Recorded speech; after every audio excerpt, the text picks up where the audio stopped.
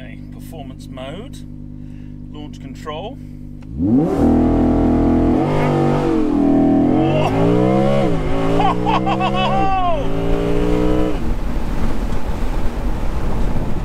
Oh wow!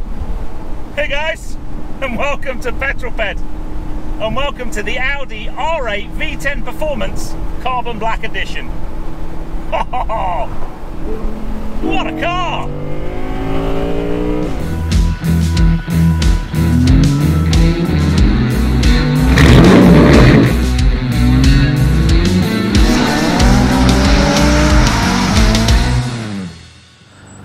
I've always been a bit of a fan of the Audi R8. I don't know whether that's the kind of Tony Stark link up or the fact I've had two TTs in the past, and I've always seen the R8 as the big brother of the TT, the car I've always longed to own. But it was the first supercar I ever drove on the channel, albeit a quick 20-minute road route around Goodwood some 5 years ago. And then I got to spend a whole week with one of these a couple of years ago. My first week with a supercar, an R8 V10 Performance Coupe, thanks to Audi UK. And that week was so interesting for me. I'd longed to drive supercars and be around them for so long. To suddenly have one of my own for a week was quite special. And all the things I expected happened. They're fast, they get lots of attention, they're cool to look at. But there were plenty of things, you know, living every day with a supercar isn't nearly as lovely as you think it is. They're quite stressful sometimes. Then last year I got to drive the rear-wheel drive variant of the R8, again in coupe format, and that was a really interesting day for me because I'm a ex-performance Audi owner. I've had a number of S4s, a couple of TTs, all of them with the Quattro four-wheel drive system, and I'd always kind of thought, you know, a performance Audi should be Quattro. So then to have an R8 that's rear-wheel drive, you think, is that right? And then you need to spend maybe 5 minutes driving it to realise that absolutely it's right. It's a superb thing, so well balanced. The power balance between power and traction and usability has been so well dialed in. It's a brilliant car. But I've never really spent any time with the Spyder variant of the R8. That is until this week.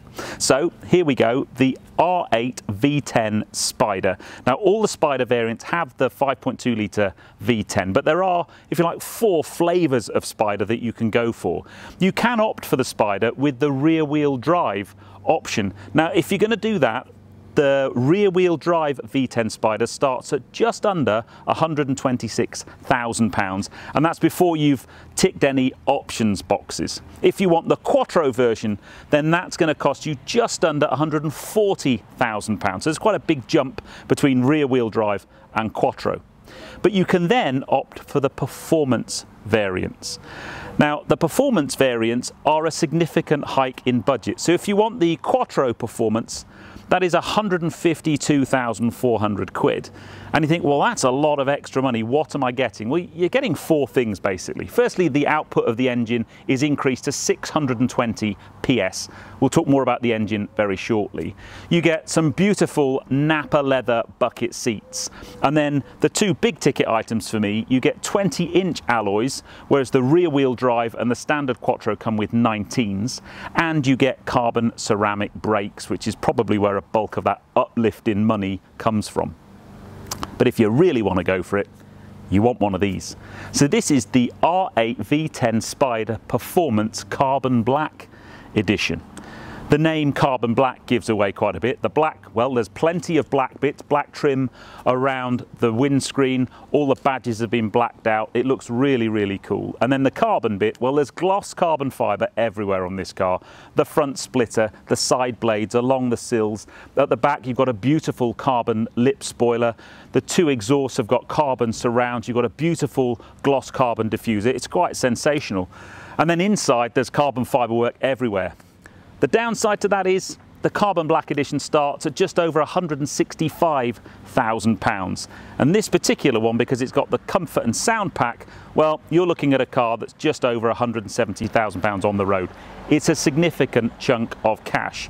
So it best be good. Well, I can cut to the chase. It is good. It's good in many, many ways. So let's explore some of those. But I also think it's really sad. This car makes me sad. And the reason it makes me sad is in the back. So how could this car possibly make me feel sad? Well, it's got to do with what's under there. a 5.2 litre naturally aspirated V10. And in the modern day world of gas particulate filters and emissions regulations, how Audi have made this car sound as good as it is frankly beyond my comprehension. This thing on full chat sounds absolutely sensational. It gets to kind of the high end of 4,000 RPM, and as it kicks into 5,000 RPM, it just opens its throat and it sings, and it sends shivers down your spine and makes the hairs on your arms stand up. It's an incredible thing. But I think it's sad because it's likely to be the last of the breed. This is going to be the last naturally aspirated V10 that Audi make. We're starting to see this dying breed of naturally aspirated cars. The world is now either turbocharged or hybridized or full EV. And don't get me wrong, I've driven the e-tron GT, Audi's all-electric GT supercar, and it's a fantastic car. It's sensational to drive, it's fast, it looks great, but it will never give me that visceral feeling, that excitement that a naturally aspirated V10 howling behind my ears will do. And that's why it's sad. This could be the greatest Audi ever made from now on. I'd love to know your thoughts on that. But from a styling point of view, absolutely beautiful. The rear of the car dominated by these massive exhaust exits. Now there are actually two smaller exhausts inside each of these. Beautiful gloss carbon fibre around the exhaust, on the diffuser, blacked out badging. I love this lip spoiler because on a coupe it's kind of like a stand-up wing rather than a lip spoiler. But there isn't an ugly side to this car, whether it's got the roof up or the roof down. However, this car has a major problem for me, and it's not so much to do with the car, it's to do with these. Let's get inside and I'll tell you more. But it's really depressing. Really depressing.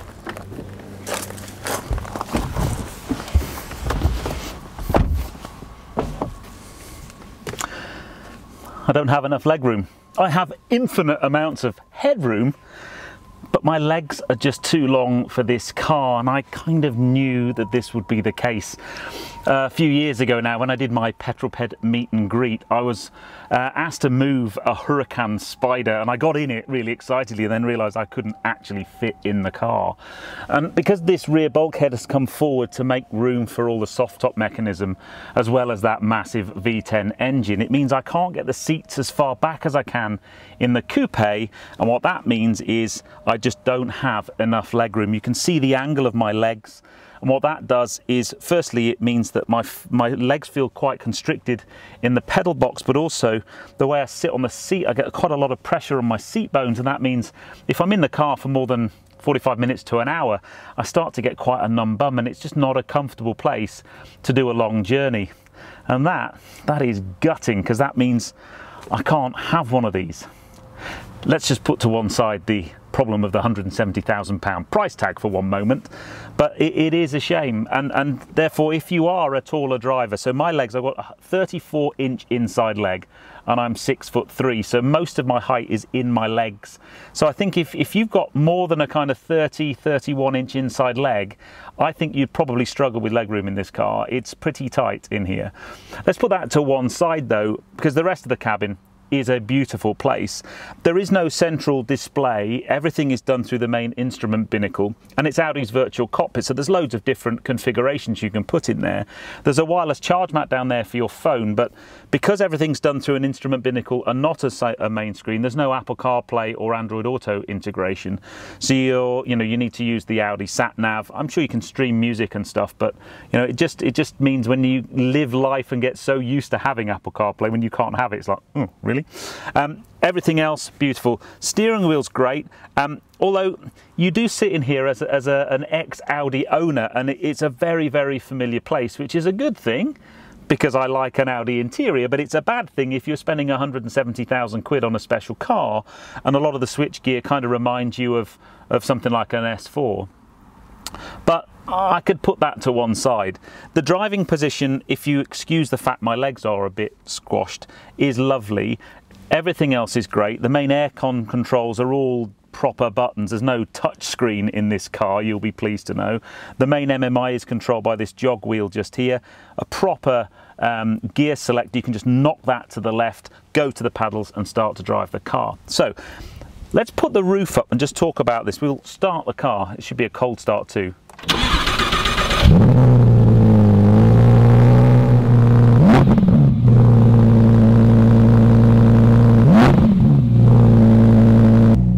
Man, that sounds so good.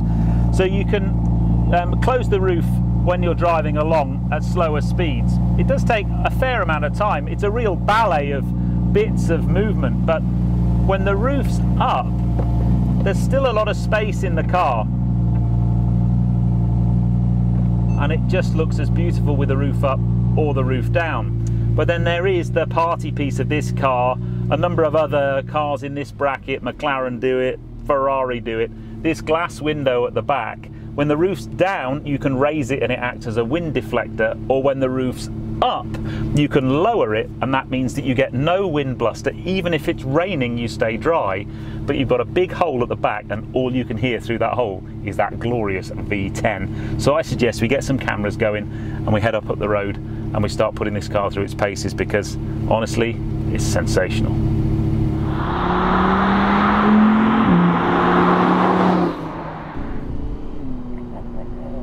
Sweet, and I'm not even pushing it. So one of the things about having such a big engine is it does take quite a long time to warm up. So while we're waiting for that to happen, just talk through the drive modes. It's got the normal Audi Drive Select, but this Carbon Black Edition has the adaptive suspension. And although you can stick it in dynamic mode and get everything turned up to the max, what I've found is, and it's not the first time I've done this on an Audi to be fair, is I've put an individual setting together and I put everything in dynamic mode apart from the suspension, which I've set in comfort. And that for me gives a really nice balance. You get the aggressive noise from the engine, you get the great steering and all of that kind of stuff, but you get a really nice compliant ride, and I think that's quite important.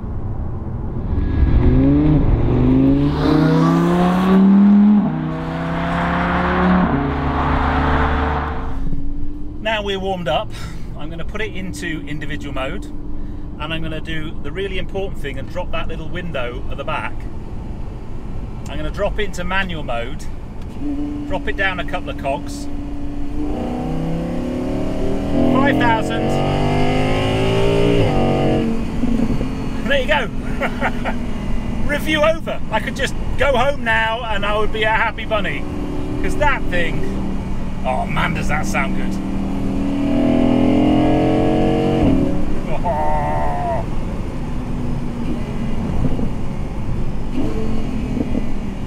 You even get the bobbles on the overrun. It's just the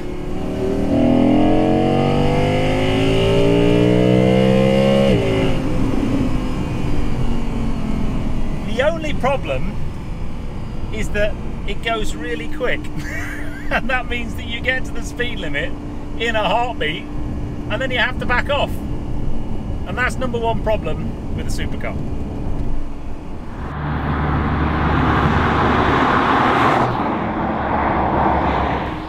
But let's get some rooftop action.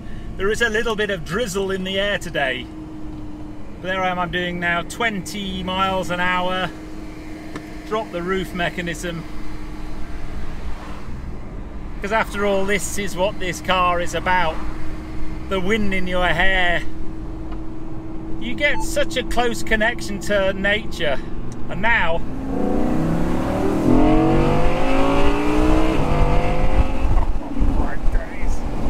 now the cool thing now is that glass screen you can now raise, and it just cuts the bluster a little bit on the inside of the cabin. But the joy of soft top motoring, and I know there will be many people watching this review thinking, look, the second you cut the roof off of a car like this, the torsional rigidity is affected. You need to put extra strengthening into the chassis to stop it twisting, unless you've got a carbon fibre monocoque like you'd find on something like a McLaren. And that adds weight, and it makes the car not quite as as amazing as a coupe would be. But to be honest, I don't care.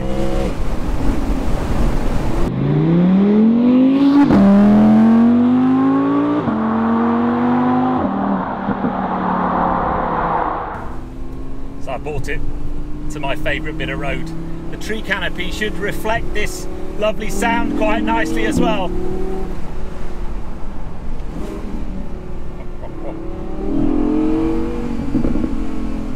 The big challenge with cars like this, on roads like this, is they gather speed at so much pace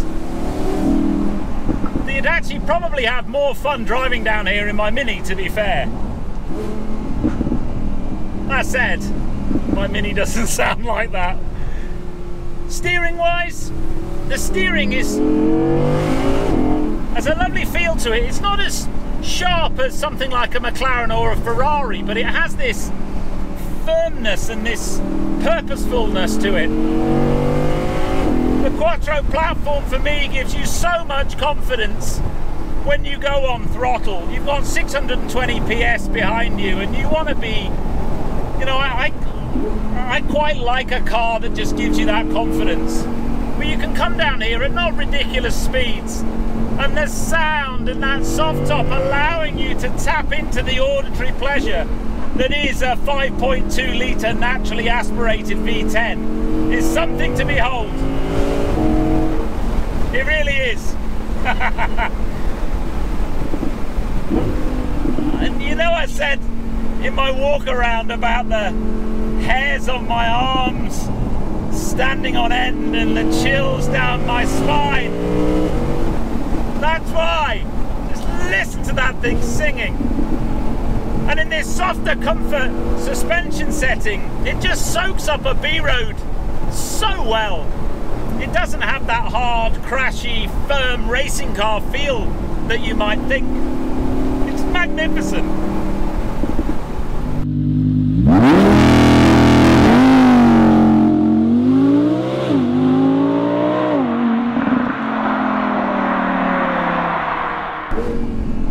Oh, the brakes are mighty as well. Oh, look where we are.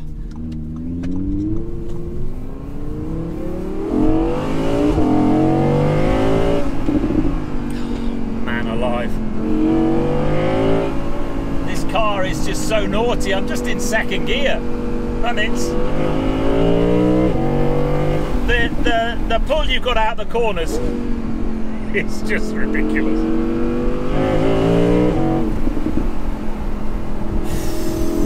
What a car. What a car. Oh my days. Woo. Take stock. That was a fairly rapid ascent of the Petrol hill climb. Whoa, wow. So what are my impressions of the car? Well, they can be summed up actually in one. The day after I had the car delivered by Audi, I took Mrs. Petrol, it was her birthday, and we drove up to Marlow to a pub called the Hand and Flowers. Many of you will know it. It's famous, 2 Michelin star, beautiful, beautiful pub. And that, for me, that's one of the things that having a supercar would be cool for, is that special occasion, special drive. You know, we were dressed up for lunch, we drove there, we parked in the car park. It was really cool, you know, pretending to have a supercar for the day. But on the way into Marlow, if anybody knows the area, there is a bridge that goes over the river. And as I got up to the bridge, it suddenly had this width restrictor. And the width restrictor wasn't that much over 2 meters. And I'm thinking, hold on a minute, this car is like 2 meters wide. And I have to say, I had a fairly major moment going through this width restrictor. I think I probably had an inch or two either side, if that. It was terrifying. And that's the downside of owning a supercar, is the practicality. This car's not so bad with speed bumps actually, but width restrictors, curbs, the fuel economy in this car is terrible. When you're pushing on, you're in the teens basically, low teens at that. But who cares? That noise, that engagement, drop the top on a nice sunny day, there is nothing like it. and that's why I love this car. And it's just sad that I can not have one because I don't fit in it. But those people who do, you are lucky people, because it's magnificent. Let me know what you guys think. Massive thanks to Audi UK for letting me have this car for a week. It's a magnificent thing, but I hope you enjoyed that one, guys. If you did, give me a thumbs up. Comments below are always welcome, and if you haven't done so already, please subscribe to Petrol for plenty more content to come. And I might try and give that guy a race. I reckon I'd have him, don't you? I'll see you on the next film, guys. You take care. Drive safe.